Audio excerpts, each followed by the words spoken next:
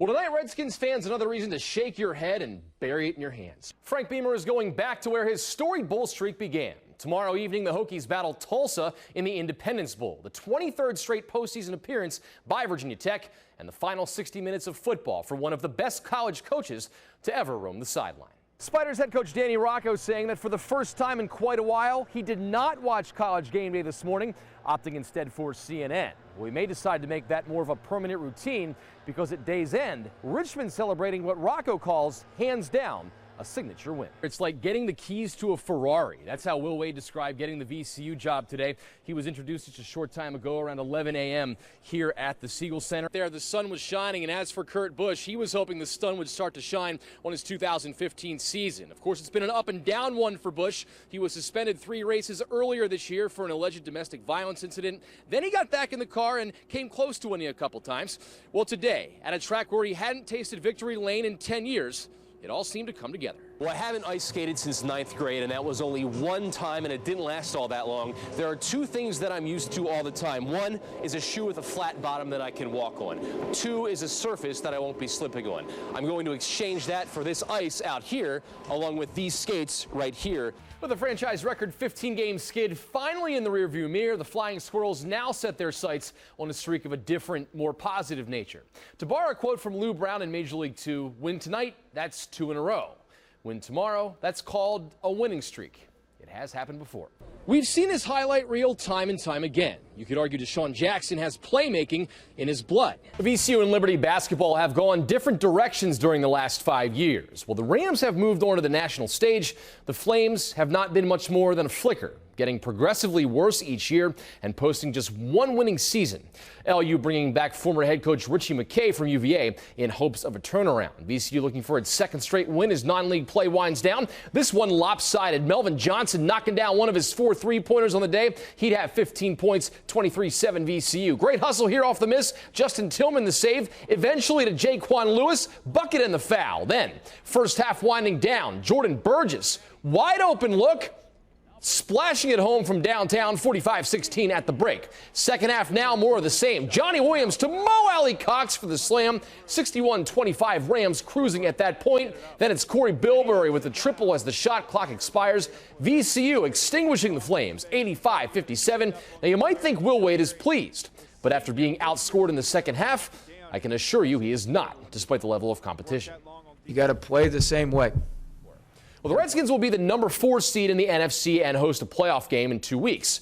But who will they play? That's still up in the air. Seattle holding the 5 seed entering the day, and with a win, along with Vikings and Cardinals losses, the Seahawks would punch their ticket to FedEx. Seattle has ended Washington's postseason in each of the Redskins' last 3 trips. Today, taking it on St. Louis, and the Rams show up. Akeem Ayers scoops up the fumble, takes it back 45 yards for the score, 10-0. 16-10 Rams in the 4th. Todd Gurley's 2nd touchdown of the day. St. Louis sweeps Seattle in the season, 23-17 today's final. So entering the final week, the Seahawks are the 6th seed. Well, tomorrow the Spiders hit the field in Normal, Illinois for their FCS quarterfinal matchup with Illinois State. But they'll be looking to make it a not-so-normal home game for the Redbirds, who boast a 19-game winning streak on their own field. Of course, Richmond has already taken a step farther than last season when it was ousted in the second round by Coastal Carolina. The Spiders back in the quarterfinals for the first time since 2009, and getting this far having a lot to do with some motivation from that season-ending defeat in 2014. Now, Danny Rocco says his players have been attentive and focused since January, with that loss being a big wake-up call. That's done nothing but helped spark and advance our program. Kickoff tomorrow night at Illinois State is set for 7:30 Eastern Time.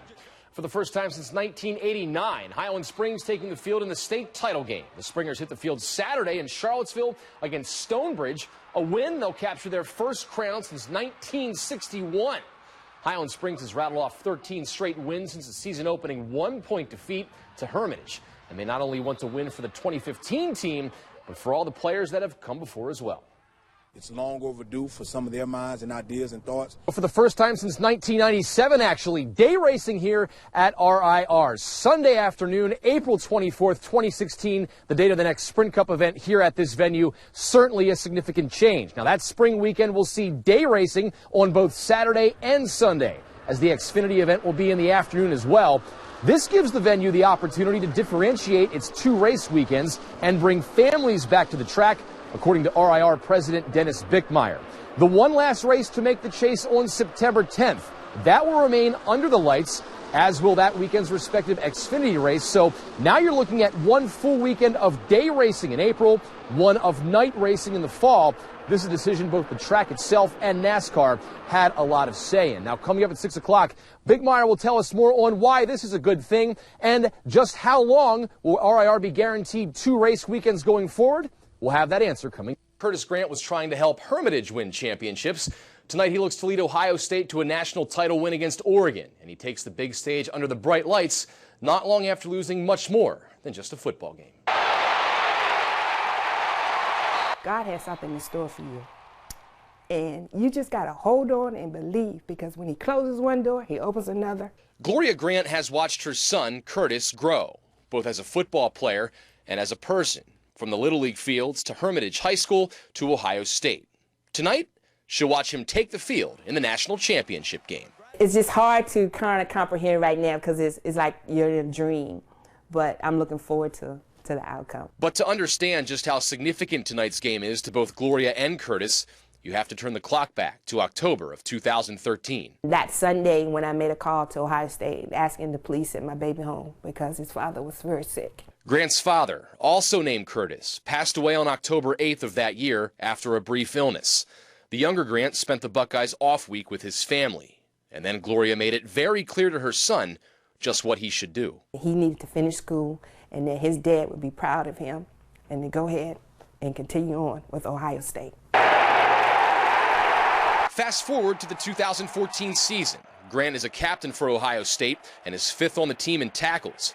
His efforts are not only felt in Columbus, but here in his hometown as well. Him being a role model is invaluable. You can't place a value on it.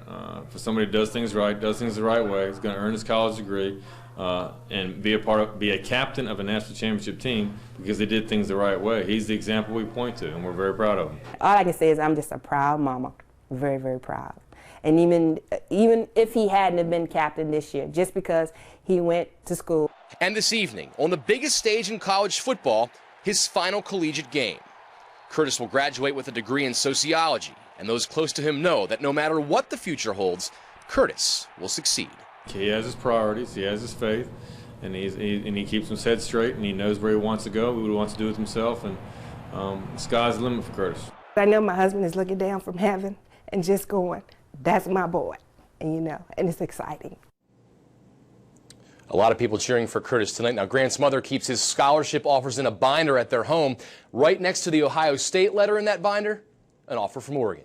Different athletes measure success in different ways. For Prince George's John Warren, state title's one of those measuring sticks, but the unique way he's grabbed his championships give him a high school resume you probably won't find anywhere else. I've been asked if I've had a hidden talent, and I'm just thinking, this is my talent. Talented, without a doubt. Hidden? Not so much. Prince George Sr. John Warren pretty much owns the triple jump. This season, he has the best jump in the nation at 51 feet 3 inches and captured the indoor state championship.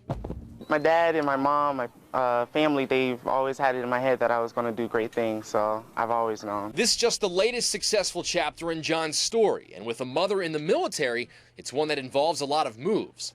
John attended high school in 3 different states, Texas, Kansas, and Virginia, and in unprecedented fashion, won state titles in all 3 of them. I think I heard of a kid that won 2, and that was on the West Coast, but not 3. I mean, that's pretty amazing. That's amazing. Track and field, it's passion, so it's not really hard to stay focused on it. In all, John's lived in 7 states, but even though his zip codes seem to be constantly changing, track and field was always his common ground. Make a lot of friends joining different track teams and everything, so team bonding is really big deal for me. Jumped right in and was the hardest worker out here. So when you got the best kid in the nation being the hardest worker, it was easy for everybody else to fall in line. Stand up, stand up, stand up! In the fall, John will relocate to yet another state when he attends the University of Missouri on a full scholarship. And one of these days, He hopes one of his many jumps will land him in the record books. The American record. I want to get Kenny Harrison's American record. I also want to go to the Olympics, represent Mizzou. Anything that's out there that I can achieve in triple jump, I want to achieve it. Maybe one time in your life you meet a kid of this stature, maybe can jump this high, run this fast. And I think in my lifetime, this may be that one kid. Our research didn't turn up anybody else who has won 3 state titles in 3 different states. The American record in the triple jump, 59 feet 4 inches. Warren goes for an outdoor title later this month.